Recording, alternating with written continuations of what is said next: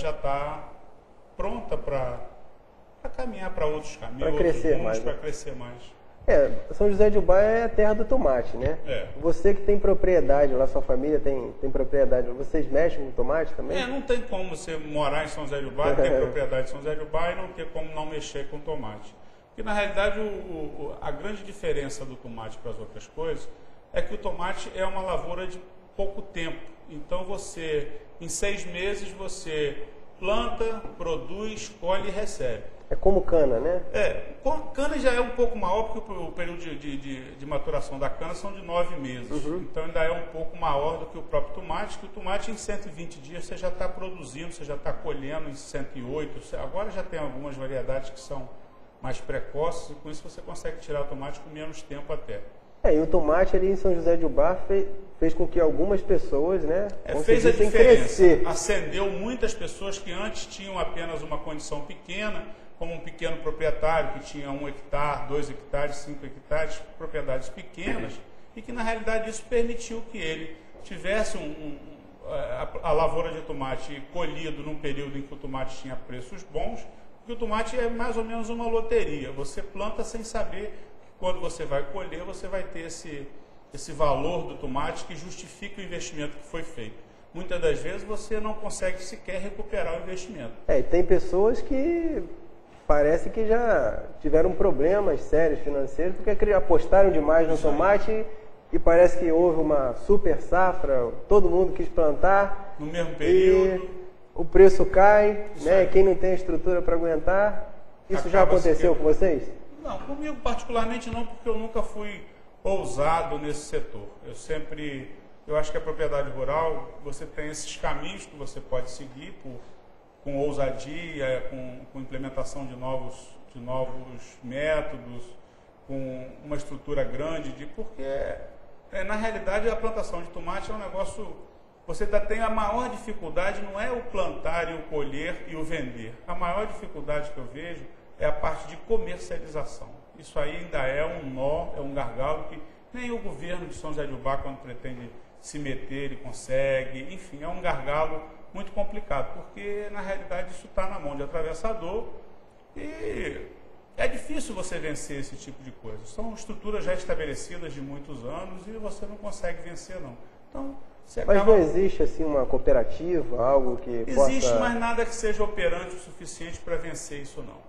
Porque na realidade é o seguinte, você não pode produzir, você não pode fazer com que você vença uma estrutura estabelecida para produzir apenas por um determinado período. Ou você atende aquilo durante o ano inteiro, ao mercado durante o ano inteiro, que aí você tem caixa para poder enfrentar isso, ou você tem que sair do negócio com essa estrutura.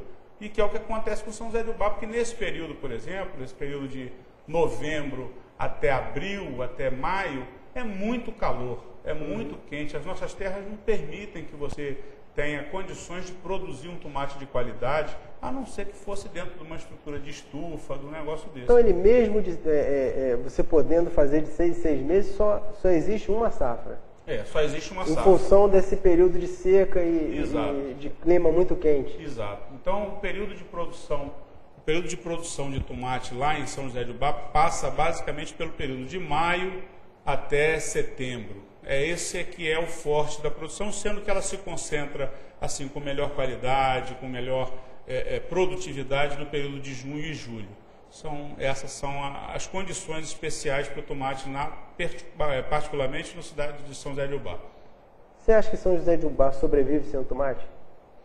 Eu acho que qualquer cidade sobrevive sem qualquer coisa, porque é você encontrar uma outra coisa, encontrar uma outra alternativa que traga potencialidade, que desenvolva uma potencialidade grande, porque o povo de lá é um povo extremamente trabalhador, é um povo muito qualificado nesse sentido da lavoura, é um povo que aprende com muita facilidade.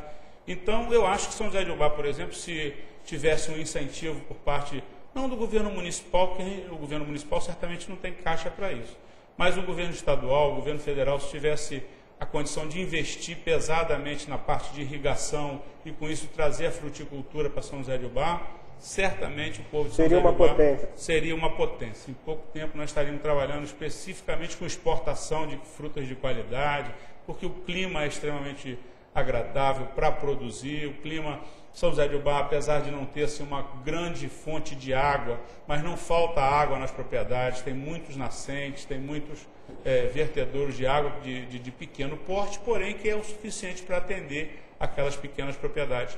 Porque tem um dado interessante lá em São José de Ubá, e isso eu descobri quando a gente se envolveu com o período da emancipação, é que as propriedades de São José de Ubá, eu diria que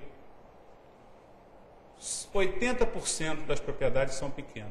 Então a terra está muito distribuída. Lá já existe a reforma agrária que não foi necessária ser feita através de impositividade do governo, através de vontades políticas. Ela aconteceu porque as pessoas progrediram e compravam pedacinhos pequenos e com aquilo eram difundidos pelos filhos, pelos herdeiros.